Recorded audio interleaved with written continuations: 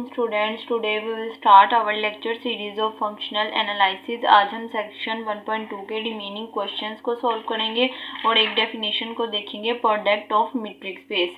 हमारे पास product of metric space क्या है? The cartesian product x equals to x1 cross x2। अब हमारे पास दो कार्टेशियन प्रोडक्ट्स हैं, ये दो मीट्रिक स्पेस है x1 और x2। इन दोनों का जब हम प्रोडक्ट करेंगे तो हमारे पास एक और मीट्रिक स्पेस बनेगी, उसको हम कहते हैं प्रोडक्ट ऑफ मीट्रिक स्पेसेस। दो मीट्रिक स्पेसेस के प्रोडक्ट से जो हमारे पास मीट्रिक स्पेस बनती है उसको हम कहते हैं प्रोडक्ट ऑफ मीट्रिक स्पेस। अब वो कह रहे हैं यहाँ पे x1 और x2 हमारे पास क्या है? दो मीट्रिक स्पेसेस हैं। x1 जो है वो x1 डी मीट्रिक स्पेस है और जो x2 है वो क्या है? x2 D2 x2 D2, ये दो हमारे पास मीट्रिक स्पेसेस हैं। इन दोनों का अगर हम कार्टेशियन प्रोडक्ट करेंगे तो हमारे पास एक मीट्रिक स्पेस बनेगी XD। इस मीट्रिक स्पेस को क्या कहते हैं? Product of metric space. ये थी हमारे पास metric space, product of metric space की। ये हमारे पास थी प्रोडक्ट ऑफ मीट्रिक स्पेस की डेफिनेशन की अगर दो मीट्रिक स्पेस के प्रोडक्ट से दो जो हमारे पास मीट्रिक स्पेस जनरेट होती है उसको हम कहते हैं प्रोडक्ट ऑफ मीट्रिक स्पेस। अब हम क्वेश्चन नंबर 14 और क्वेश्चन नंबर 15 जो हमारी एक्सरसाइज के लास्ट क्वेश्चन है इनको सॉल्व करते हैं। हमने प्रोडक्ट ऑफ मीट्रिक स्पेस की डेफिनेशंस को देख लिया है, अब इनके रिलेटेड ये क्वेश्चंस है। अब हमारे पास क्वेश्चन नंबर 14 क्या है? Show that another metric on x in problem 13। कहते हैं कि है हमारे पास अब जो सेट x है, सेट x कौन सा है? प्रोडक्ट ऑफ मीट्रिक स्पेस वाला। अब कहते हैं कि प्रोडक्ट ऑफ मीट्रिक स्पेस को हमने डिफाइन किया है जो हमने क्वेश्चन नंबर 13 प्रॉब्लम नंबर 13 में हमने जो x लिया है, x हमारे पास वही है, बस हमने जो डिस्टेंस है वो चेंज कर दिया है। उस x से हमने डिस्टेंस को इंड्यूस करवाया, जो खुद से हमने product of metric space find की है उस पर हमने कोई डिस्टेंस को डिफाइन करवाया। अब इन दोनों के डिस्टेंस से ये वाला डिस्टेंस इंड्यूस हुआ है, इसीलिए हम इसको क्या कहते हैं? Induced distance. और इसके ऊपर हमने बार लगाया है क्योंकि जब हमने दो मीट्रिक स्पेसेस का कार्टेशियन प्रोडक्ट लिया तो हमारे पास ये मीट्रिक स्पेस बनी। अब इनकी वजह से ये डिस्टेंस इंड्यूस हुआ है तो इसको क्या कहेंगे? Induced distance. अब वो कह रहे हैं कि क्वेश्चन नंबर 13 में जो हमारे पास x है उस पर हमने डिस्टेंस को डिफाइन किया है, ये वाले डिस्टेंस को आप प्रूव करें कि ये मीट्रिक है या नहीं। हमने ये प्रूव करना है, चलें इसको प्रूव करते हैं कि ये मीट्रिक स्पेस की चारों प्रॉपर्टीज को सेटिस्फाई करता है। क्वेश्चन नंबर 14 ये वाला हमारे पास डिस्टेंस दिया हुआ है d of X Y equals to d1 x1 y1 का स्क्वायर जमा d2 x2 y का होल स्क्वायर और इसका अंडर रूट। ये वाला डिस्टेंस दिया हुआ है। अब हमने इस पे मीट्रिक स्पेस की चारों प्रॉपर्टीज को सेटिस्फाई करवाना है।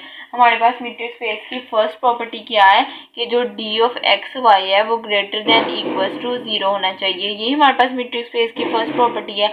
अब ये देखें, ये जो डिस्टेंस है इसमें जो दोनों टर्म्स है उनका स्क्वायर आ रहा है, इसका भी स्क्वायर आ रहा है, इसका भी स्क्वायर आ रहा है। अगर हम डिस्टेंस फाइंड करेंगे, अगर कोई नेगेटिव वैल्यू आएगी जो स्क्वायर वाली टर्म है वो उसको पॉजिटिव कर देगी, मींस कि हमारा जो डिस्टेंस है वो हमेशा ग्रेटर देन इक्वल्स टू 0 आएगा इस स्क्वायर की वजह से। सो m1 is obvious because square of any number is positive. हमें पता है कि जो वो कह रहे हैं कि मीट्रिक स्पेस की फर्स्ट एक्सियम मस्ट होल्ड करेगा। क्यों करेगा? क्योंकि हर नंबर का जो स्क्वायर होता है वो हमेशा पॉजिटिव होता है, इसीलिए हमारे पास जो फर्स्ट एक्सियम है वो सेटिस्फाई हो गया है कि जो डिस्टेंस है वो हमेशा ग्रेटर देन इक्वल्स टू 0 होगा। अब हम देखते हैं इसका सेकेंड एक्सियम हमारे पास क्या है कि जो डिस्टेंस है वो 0 के इक्वल होगा। कब? जब दोनों पॉइंट्स एक दूसरे के इक्वल होंगे, और जब दोनों पॉइंट्स एक दूसरे के इक्वल होंगे तो डिस्टेंस 0 होगा। इसका कन्वर्स ही है, ये हमने प्रूव करना है। सबसे पहले हम डिस्टेंस को 0 के इक्वल रखते हैं और देखते हैं क्या दोनों पॉइंट्स इक्वल आए हैं। चलिए हम अपने डिस्टेंस को 0 के इक्वल रखते हैं। अगर d of X Y equals to 0 कब? अब हमारे पास जो डिस्टेंस है वो 0 के इक्वल होगा। कब? जब दोनों पॉइंट्स इक्वल होंगे। सबसे पहले हमने अपने डिस्टेंस को 0 के इक्वल पुट कर लेना है।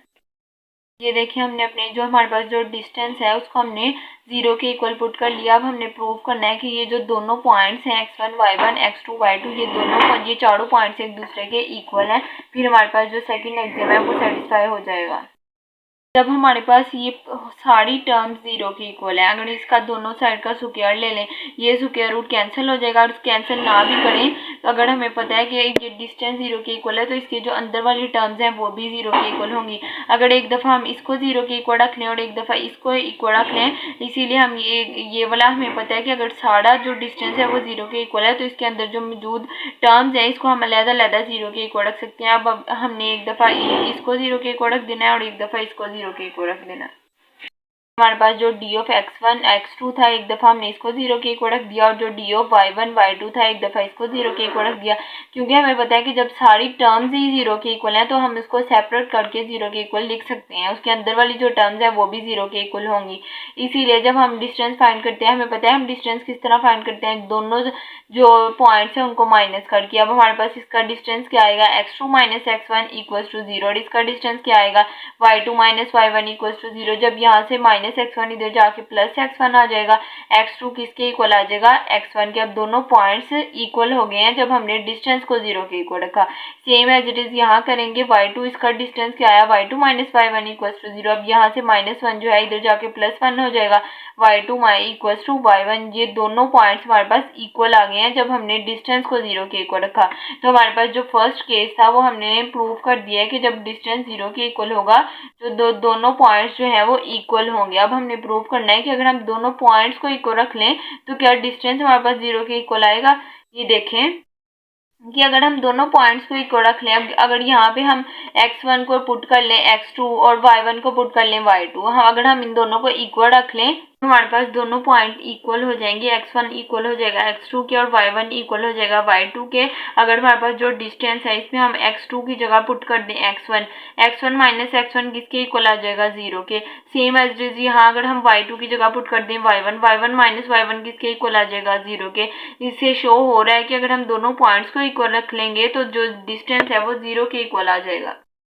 और यही हमने प्रूव करना था कि अगर डिस्टेंस को 0 के इक्वल रखें तो दोनों पॉइंट्स इक्वल आएंगे, अगर दोनों पॉइंट्स को इक्वल रखें तो डिस्टेंस 0 के इक्वल आएगा, जो हमने प्रूव कर लिया। इसीलिए हमारा जो डिस्टेंस है जो वो 0 के इक्वल होगा, तो दोनों पॉइंट्स जो हैं वो एक दूसरे के इक्वल होंगे। ये हमारे पास मीट्रिक स्पेस का सेकंड एग्जाम था जो हमने सेटिस्फाई करवा लिया है।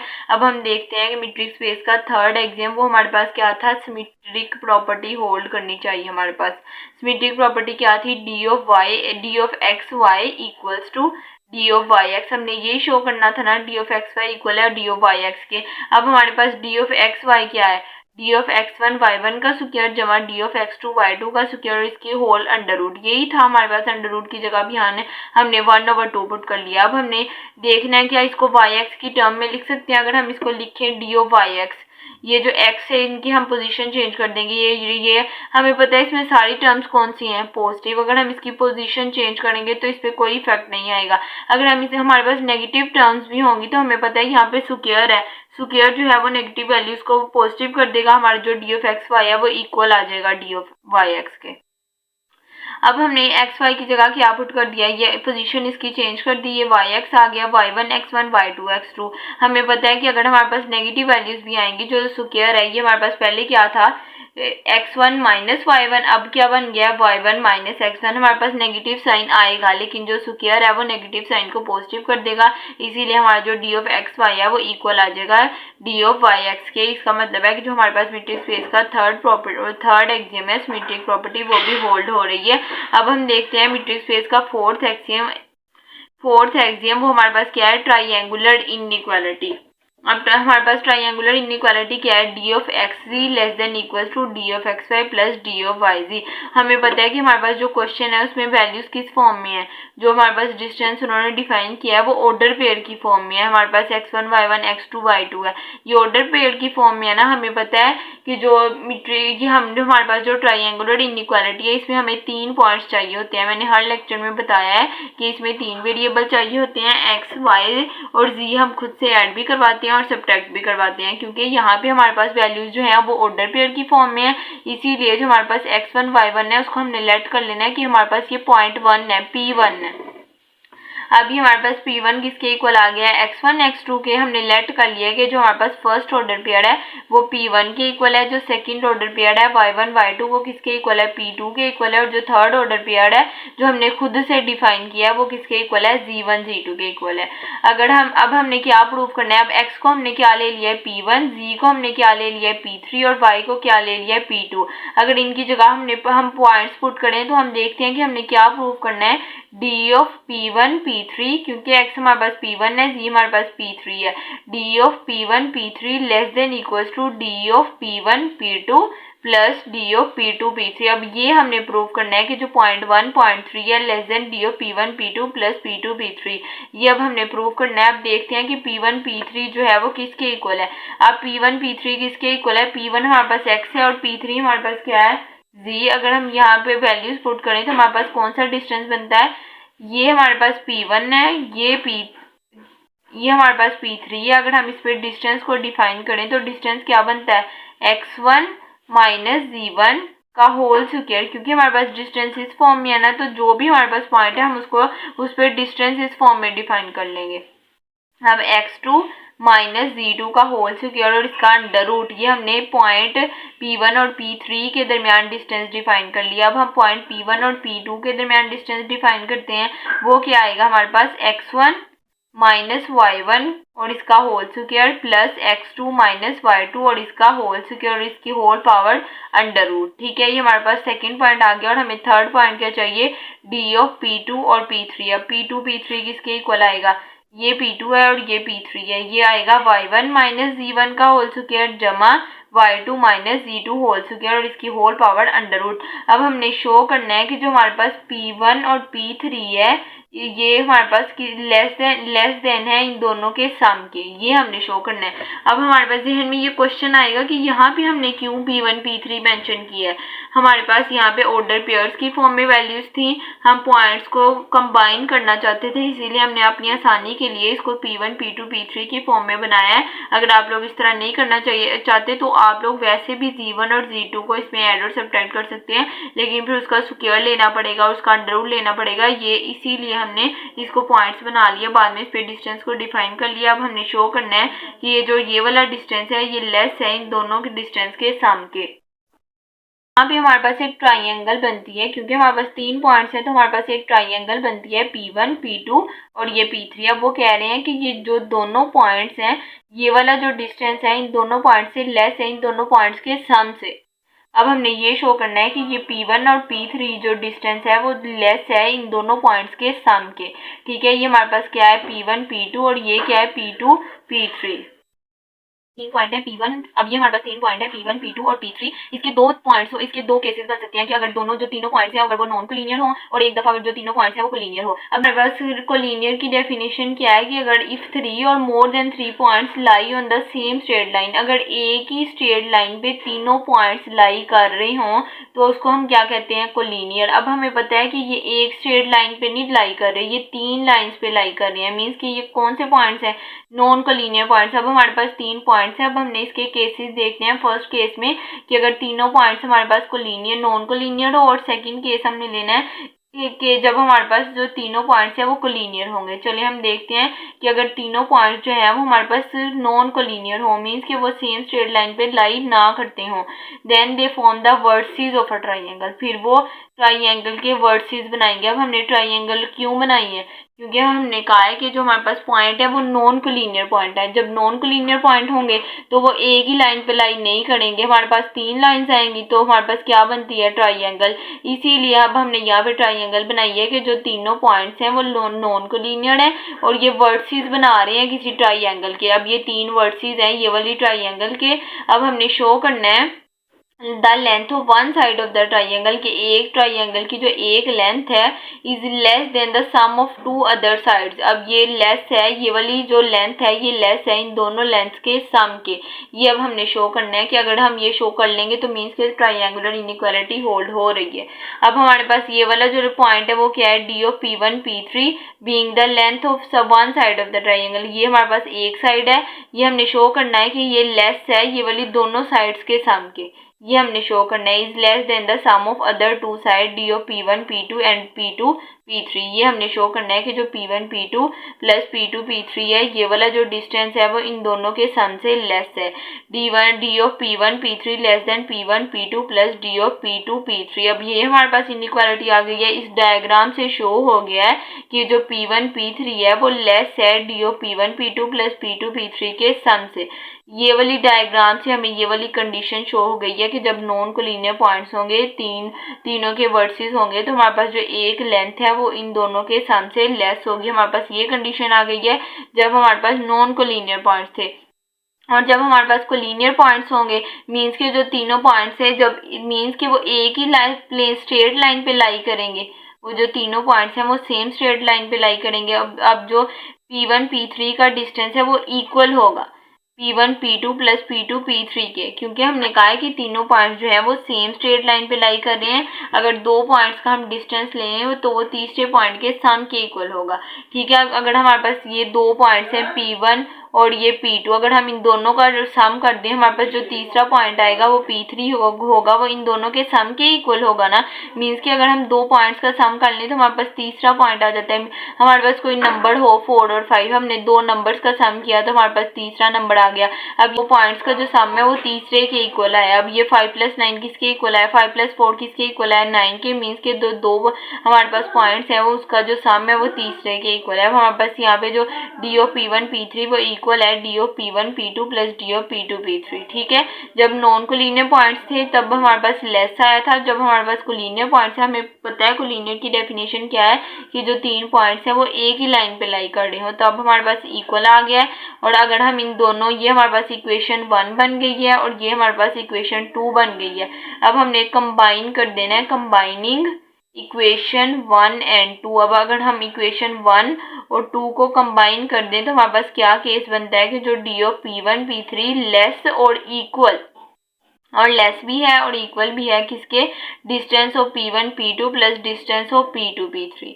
ये हमारे पास केस आ गया। और यही हमारे पास ट्राइंगुलर इनइक्वालिटी थी कि एक जो लेंथ है वो लेस है दो लेंथ्स के सम की। अब हमने ट्राइंगुलर इनइक्वालिटी को प्रूव कर दिया है। हमारे पास मेट्रिक स्पेस की चारों कंडीशंस जो हैं वो सेटिस्फाई हो गई है, इसीलिए हमने शो कर दिया है कि जो उन्होंने हमारे पास गिवन डिस्टेंस दिया हुआ था वो हमारे पास क्या है, this shows that D is metric. ये हमने शो कर दिया है कि ये मीट्रिक है और यही हमारे पास कंडीशंस थी। अब हमने देखते हैं कि प्रॉब्लम नंबर 15 क्या है हमारे पास।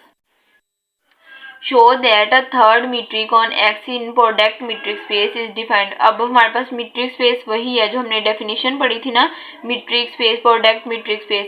अब उन्होंने वहां पे जो डिस्टेंस, अब यहाँ पे ये वाला डिस्टेंस डिफाइन किया हुआ, कहते हैं ये वाला जो डिस्टेंस डिफाइन किया हुआ है maximum of D1 x1 y1 और D2 x2 y2, ये वाला जो डिस्टेंस दिया हुआ है मीट्रिक स्पेस हमारे पास वही है प्रोडक्ट मीट्रिक स्पेस। ये वाला डिस्टेंस है, इसको प्रूव करें कि ये मीट्रिक है या नहीं। हमने सेम एज इट इज पहले मीट्रिक स्पेस की। अब हमने पहले भी एक डिस्टेंस डिफाइन किया था, अब उसी मीट्रिक से एक और डिस्टेंस को डिफाइन कर लिया। अब दो डिस्टेंस हो गए हैं, पहले एक इंड्यूस डिस्टेंस था, अब ये दूसरा इंड्यूस डिस्टेंस है, इसीलिए इसके ऊपर दो बार आई है। मीन्स कि ये सेकंड इंड्यूस डिस्टेंस है जो हमने प्रोडक्ट मीट्रिक स्पेस से इंड्यूस करवाया। ये हमारे पास अब डिस्टेंस है। अब हमने इस पे मीट्रिक स्पेस की चारों प्रॉपर्टीज को सेटिस्फाई करवा के देखना है। फर्स्ट हमारे पास प्रॉपर्टी क्या है कि जो डिस्टेंस है वो हमारे पास हमेशा ग्रेटर देन इक्वल टू 0 आएगा। अब हमारे पास दो पॉइंट्स हैं, ये x1 y1 और दूसरा पॉइंट क्या है x2 y2। हमने शो करना है कि ये ग्रेटर देन इक्वल टू 0 है।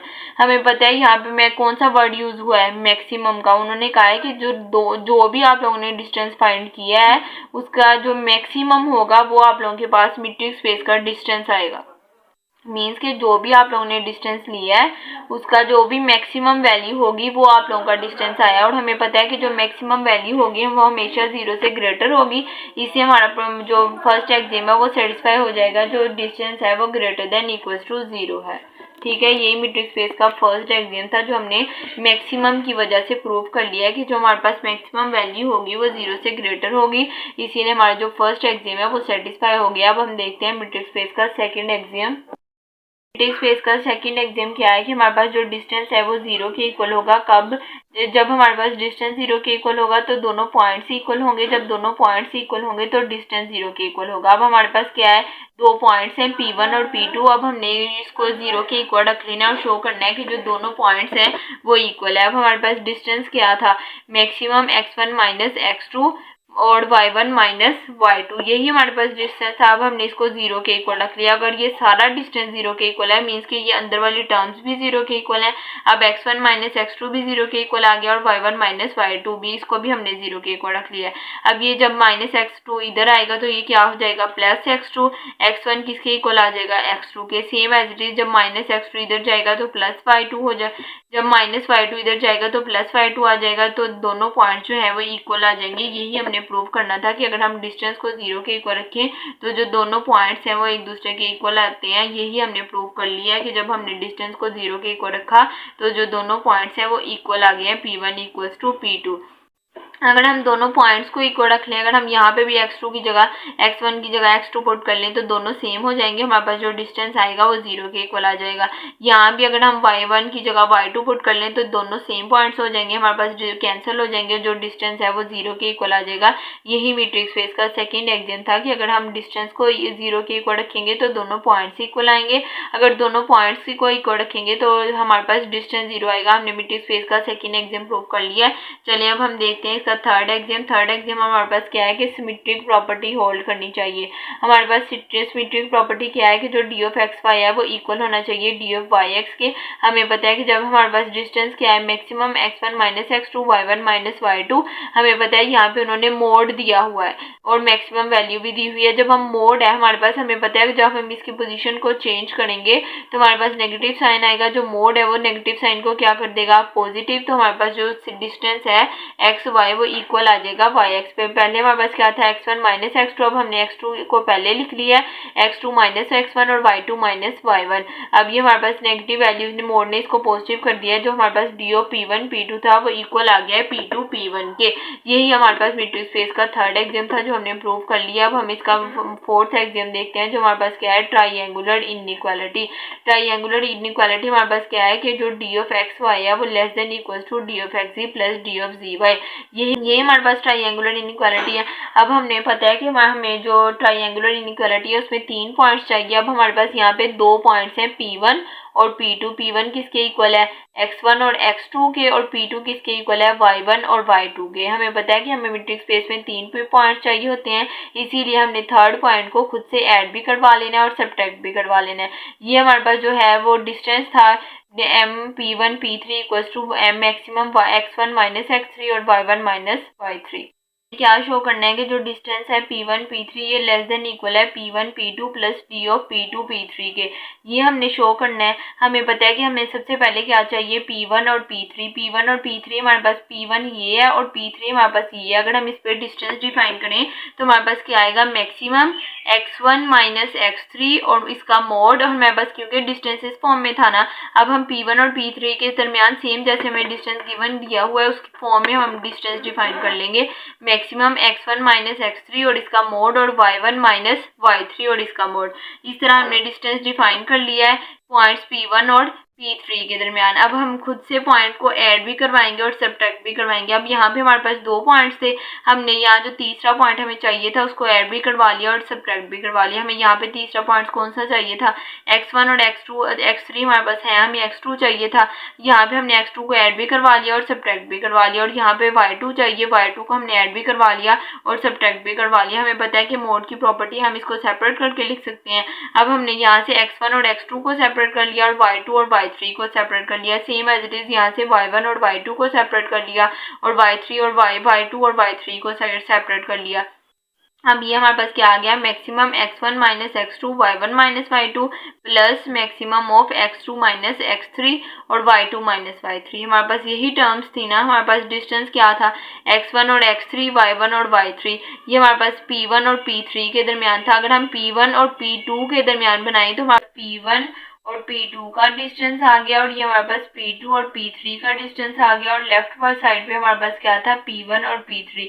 हमने शो कर दिया है कि जो P1 और P3 का डिस्टेंस है वो लेस आ गया है P1 और P2 के डिस्टेंस से प्लस P2 और P3 के डिस्टेंस से। और यही हमने शो करना था कि जो दोनों पॉइंट्स के एक पॉइंट का जो P1 और P3 का डिस्टेंस है वो लेस है डिस्टेंस ऑफ P1 और P2 प्लस P2 और P3 के सम के डिस्टेंस के। और ये हमारे पास था triangular inequality all fourth exam. ये हमारे पास सेटिस्फाई हो गई है, all fourth exam that satisfy. इसीलिए हमारे पास जो इंड्यूस डिस्टेंस था उसको हमने प्रूव कर लिया है। ये r स्क्वायर पे मीट्रिक है क्योंकि ऑर्डर पेयर्स की फॉर्म में वैल्यूज थी, और ये पास मीट्रिक स्पेस के चारों एग्जाम्स जो हैं वो सेटिस्फाई हो गए हैं। अब हमने अपना सेक्शन 1.2 कंप्लीट कर लिया। अब हम नेक्स्ट लेक्चर में सेक्शन 1.3 का आगाज करेंगे। अगर आप लोगों को कोई प्रॉब्लम हो तो कमेंट सेक्शन में ज़रूर पूछिएगा। अगर आप लोगों को वीडियो पसंद आई हो तो लाइक कीजिएगा, सब्सक्राइब कीजिएगा और फ्रेंड्स के साथ शेयर कीजिएगा। Thank you so much. अल्लाह हाफिज़।